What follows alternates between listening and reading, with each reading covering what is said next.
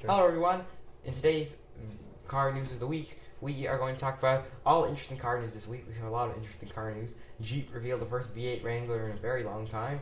AMG GT Black Series broke the Nürburgring lap record. New Subaru BRZ and the new Lamborghini Huracan STO and the new Honda Civic. So first up, we have the Jeep 392 Wrangler. Has 470 horsepower and 470 pound-feet of torque from a Hemi supercharged V8, and it will do 0 to 60 in 4.5 seconds, as fast as a Challenger Scat Pack. So it's very, very fast. It'll do a 13-second quarter mile, and it's the first Wrangler ever with paddle shifters, but it's even more off-road capable than normal Wrangler. What do you think about it? I think it's pretty awesome that Jeep put this, because typically nowadays you have to go to like Hennessy Performance and get your V8 swapped. Anything really, it's all V6s really. The Raptor's V6, I think the Gladiator's V6, and yeah, I missed the old days, even when they had when trucks had V8s that didn't actually make that much power. They sounded really good and they were tough and reliable. That's all V6 turbo V6s. Yeah, hopefully put a V8 in the Gladiator. That'd be awesome. Yeah, I mean, I guess the Hennessy Maximus 1000 is the closest thing to a V8 Gladiator now. All right, next up, the AMG GT Black Series has broken the Nürburgring lap record. It got a 643.616 and is now the fastest car in Nürburgring, fastest production car, beating the Venador SVJ and the GT2 RS. But however, the fastest road legal sports car is still technically the GT2 RS MR, which is a slightly modified, but still in Germany still road legal GT2 RS. So it's not a production car. Not a production car. But so the GT Black Series is going to be a very expensive car, but it is definitely the proper track car Mercedes says it is. What do you think about the new lap record? Yeah, it's not really that surprising because it's Mercedes, and they built this car, and it'd be kind of silly if it didn't break the record, Pretty powerful. Yeah. Pretty fast. Otherwise, it's not really up to say it's just another lap record, which is cool and all that, And but I'm not really surprised necessarily. And the car makes fake sound through the speakers apparently, which is really weird for a car that has the AMG V8, which is probably one of the best sounding engines. Next up, the UK has banned gas and diesel powered car sales by 2030. There's not a whole lot to report other than that. What do you think? It's sad. Next up, the Lamborghini Huracan STO is the newest Lamborghini in the Lamborghini lineup, and it is the Huracan, essentially a road legal Super Trofeo, but a little more comfortable inside. It's still got a roll cage. It's rear wheel drive, 631 horsepower, 417 pound-feet of torque. It costs $228,000. And it looks amazing. The front hood pops up kind of like the Miura's hood, which looks really cool. What do you think about the... It's pretty cool. I believe that the front whole hood is in one piece, comes up with the fenders too, which is like a whole thing like the old F40 did. And it has a thing on the back called the Cofango. The front's called the Cofango, if I remember correctly. I know. Oh, it's on the front? Oh, yeah. Regardlessly, it's called the Cofango. We're not sure what that is. Apparently it's a combination of the Italian words for fender and hood, which creates the Cofango. Now, it's pretty cool. I believe that is slightly less than a...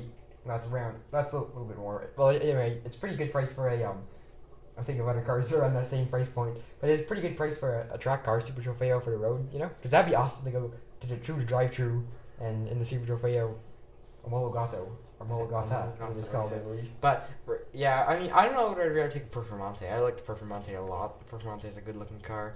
It's a really good-sounding car. The Performante is a great car. Or even an Audi R8. Alright, so the 2022 Subaru BRZ has been revealed, which will come into dealers in late 2021. It is the updated version of the Subaru BRZ, or the Toyota 86 is just a revamped Toyota version. I'm not sure really why they make two of them. Enthusiasts who loved the car and loved how it handled and how it drove have always wanted more power than just the 200 horsepower it had. So now the new version comes with 228 horsepower, still no turbocharger, which I'm very surprised at because it's still naturally aspirated flat 4, and it'll rev at 7,500 RPM. The BRZ has some improved tweaks and stuff, and it looks different, the main difference is a bit more power. I think you can still get it to weigh under 3,000 pounds, which is pretty good.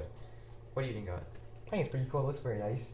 But I believe they said that they had a problem with the old one, where as you towards the middle of the revs, it would lose power. Yeah, it was kind of a dip. They said where it just suddenly lose power, and it would hit back or go up again as you rev it even higher. But I think it's nice. It's still got the manual, which is cool. And I believe they didn't put in turbo for better responsiveness. One of the best sports cars out there, Previous one anyway. We don't know about if the new one money yet. if money is a big objective when you're buying one. No, it's one of the best budget-friendly sports cars out there. Alright. Last, but maybe not least, we have the 2022 Honda Civic. They claim is a prototype, but it's essentially the production version. It was unveiled on Twitch, the game streaming website place, which I'm not very familiar with, but because to market to the young people who are going to buy this car, as most people will buy, a lot of people will buy this as their first car. I do like the looks of the new car, but they haven't showed us many pictures of the interior, just a one sketch. I think the prototype car has no interior. What do you think? I think it's pretty cool. I do like it. Definitely looks more kind of stately, maybe, I suppose is the word. It looks like a more expensive car. Yeah, compared to the old Civic. And I do like it. I do like the old Civic's rear lights, but this one, like I said, looks more expensive, Classy. or classy. Old one.